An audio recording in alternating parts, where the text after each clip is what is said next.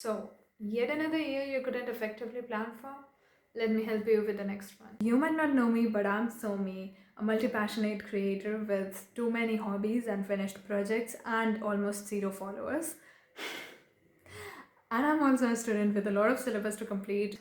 Anyways, this is Thinkers Thursday, and today we are going to be talking about effective 2026 planning because we are getting those resolutions completed this year, habits made this year, and goals achieved this year. Humans have this ability to imagine their futures and look into their futures that no other creature on earth has. We have layers upon layers of things that we need to decide upon and things that we dream of or imagine the future of. It's our career, finances, the skills that we want to level up or multiply, or the new skills that we want to learn, our dietary preferences, the relationship we have with our food, the relationship we have with the people around us, our mental health, our physical health, our emotional intelligence. The list goes on. And while juggling these 100 things, we lose track of our actual goals, things we really do want, people that we love so much, who we are ourselves, and that we are truly magical. I hope I didn't lose you at that point because we are indeed magical, whether you believe it or not. Anyways, back to the point. Today I'm gonna help you plan your 2026 with a 6-step formula which I'll be sharing with you guys in this video, and it's gonna bring out the best in you. Hashtag new year, new you. Hashtag something. Number 1, reflect. You don't need the end of December to start doing this.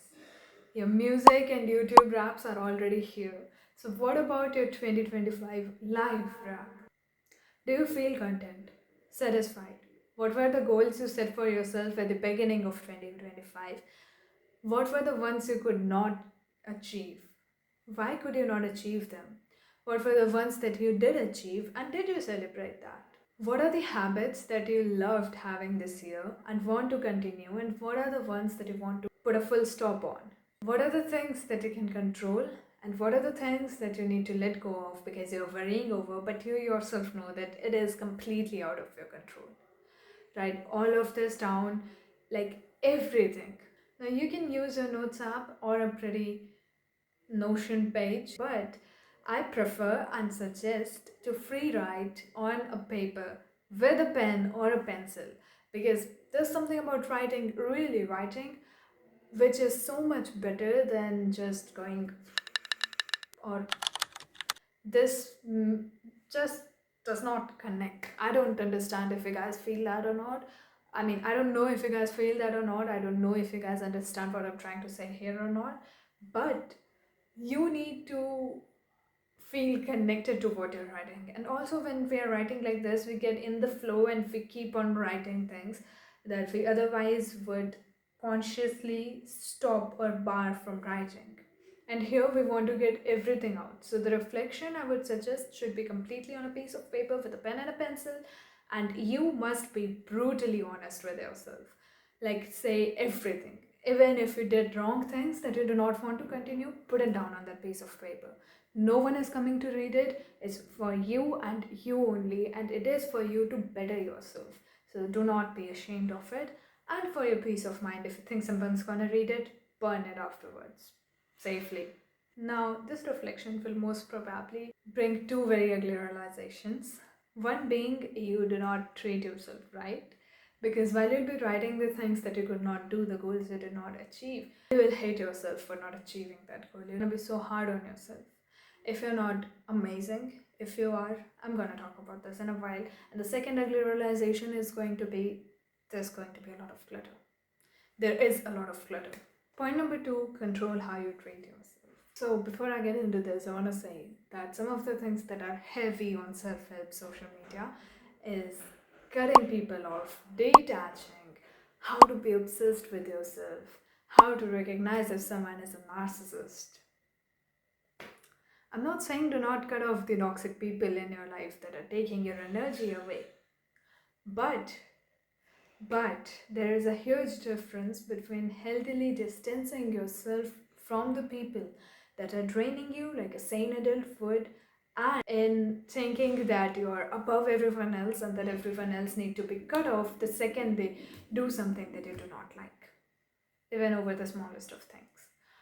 So there's a huge difference between these two things, and you need to realize where you're being actually good for yourself or where you're just doing out of bitterness for other people, or just because you thought that something should be done a certain way and they thought something should be done a certain different way and they did it their way, and you now think that there's a big problem over here. So learn to communicate with the people in your life because they are human beings too. You need to understand others for others to understand you, and you need to speak things and put forward what you think or feel for others to be able to understand you. So communicate. And at the end of the day, when there are toxic people who intentionally hurt you, then you need to distance yourself. However, at the end, you cannot control how others treat you, but you can control how you treat yourself. So respect yourself. First and foremost, respect yourself and love yourself. And please stop with the how to be obsessed with yourself videos, because seriously, that's disgusting. Because one day you're like, I'm gonna cut this narcissist off, and the next day you're gonna be, I'm gonna be a selfish bad bitch. I'm gonna be narcissistic myself, but I'm just gonna do that in the name of self care. So when I do that, it's gonna be right. We're human beings, we're social animals. We need to understand each other and ourselves, give ourselves grace, give others grace, respect ourselves, respect others. If the people reciprocate, good. If they don't, it's on them. Not your thing to be to think about or make a biggie out of, okay? You did the right thing. What they are doing is just ruining their brain, making it a bit of garbage because it's always running with how to be rude with others. You don't want to be like them.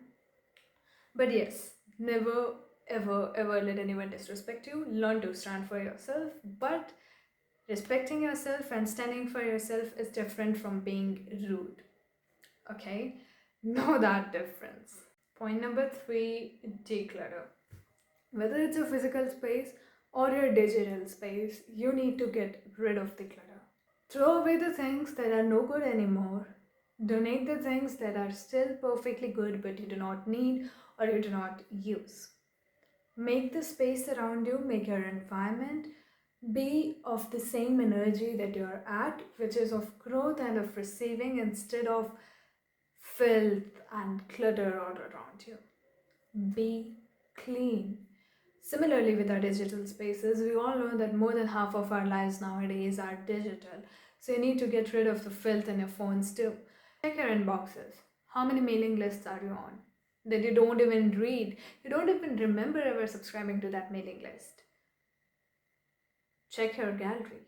How many screenshots you have that serve zero purpose, or random pictures in a camera roll, or people that you want to unfollow on social media. And keep the space that you are in clean, whether in physically or digitally.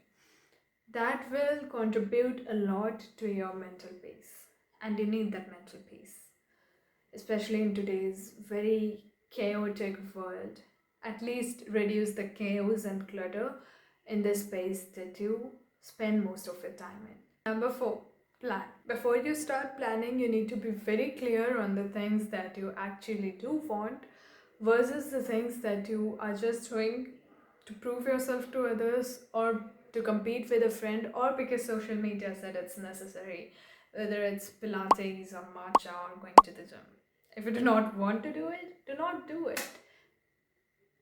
There's still other healthy things to eat and drink and healthy activities to do.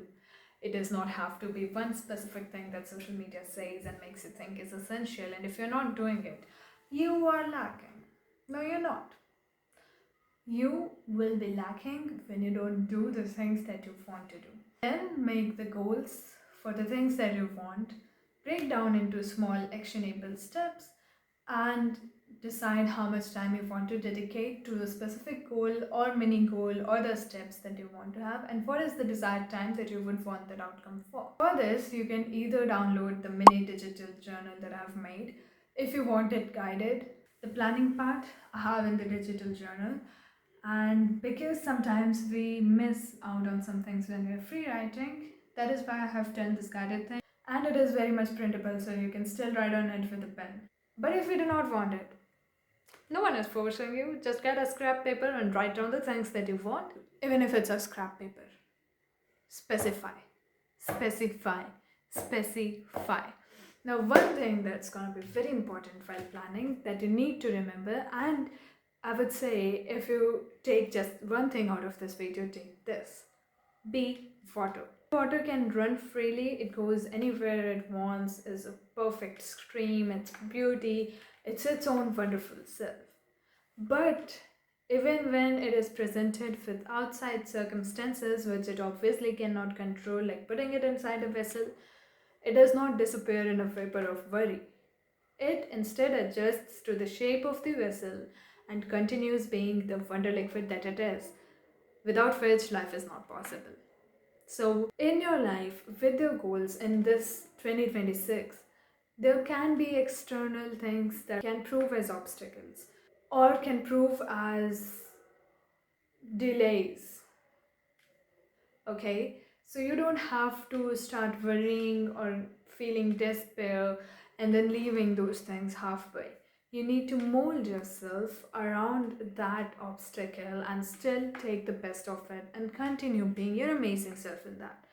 Now, here I'm not asking for you to slack off on things when obstacles present themselves or make yourself small or put yourself into a box. Like I said, water takes the shape of the vessel that it is in. But what I'm saying is, if there is a circumstance that you cannot control, you should stop sitting in that circumstance and whining and instead take the best use of it by shaping yourself like that. I had not decided what I was going to be doing after my 12th grade, and I was thinking it would be something which would be easy for me, or I would love like a degree in psychology or literature. But then I realized that the scope would be less, and for literature especially, I don't want a middle aged man to be judging my writing, because things like this, creative writing, being creative, cannot be taught. It comes from within. So I do not want to be getting a degree on that. And I want to be a creative person without a creative degree. So now I'm into something which is very hard. I had not thought of doing during the start of 2025. And now, because I have so many examinations and a ton of syllabus to complete, and it's very hard, and people keep saying that the passing rate is so low, I do get a little bit of anxiety. But I should not disappear in the vapor of worry, as I said. I should mold myself to fit into the situation, because at the start of 2025, I thought that I'll complete the first draft of my work in progress. Now I know that this is not possible in this time period, and so I have become flexible with this goal of mine to complete my work in progress. And that is because another goal presented itself in front of me, and I had to be flexible to be able to accommodate that goal into my life and to loosen my hold on this goal that I had originally thought of for myself. So, things are obviously going to keep presenting to you. Life is not just about what you do, but also what happens to you. So, you need to be flexible in how you react to what happens to you. So, do not make your goals very rigid and do not be so hard on yourself if you cannot reach your goals. Because I was almost very hard on myself when in August I again had this realization that there is no way that I can write during the end months of 2025. But I had to be water. I still am myself, my wonderful self, and I still write a bit when I feel like it, and I'm focusing on the other goal that presented itself in front of me. So, be water. Point number 5: prepare. Now, this is the fun part. The goals that you have set for yourself need to be started somewhere. Romanticize the fuck out of that stuff. For example, you want to start doing yoga. So, buy yourself a pretty mat in a favorite color. You want to start learning more for yourself, self paced, cultivate more skills. Start searching for courses online, free or paid, doesn't matter, and find teachers that you would love to listen to instead of people that you wouldn't like looking at. Not in a way that you hate those people, but because you have to look at them again and again and learn things from them, so it should be good for you.